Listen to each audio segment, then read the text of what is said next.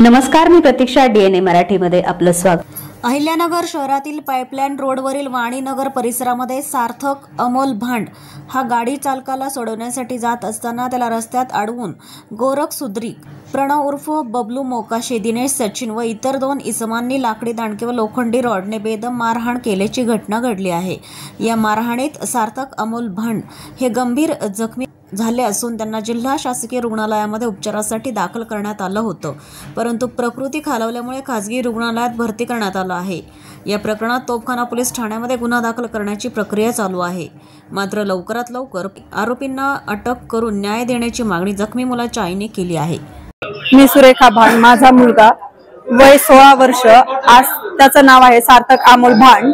त्याला काही कारणास्तव ड्रायव्हरला सोडण्यासाठी वाणीनगर कमानी इथे पाठवण्यात आलं होतं. तर त्या ठिकाणी 6-7 जणांनी त्याच्यावर मारहाणीचा हल्ला केला.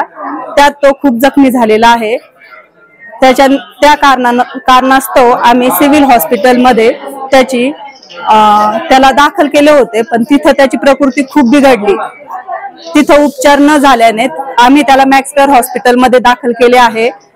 माझ्या मुलाला दिनेश, बबलू, सचिन आणि गोरख या 4 जणांनी लाकडी दांडक आणि लोखंडी रॉडनी मारहाण केलेली आहे.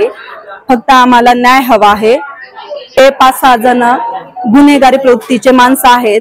यांच्यापासून माझ्या मुलाला धोका आहे. माझ्या मुलाला जर काही झाले तर चौघही हे 5-6 जण काही असतील ते सर्वजण जबाबदार राहणार.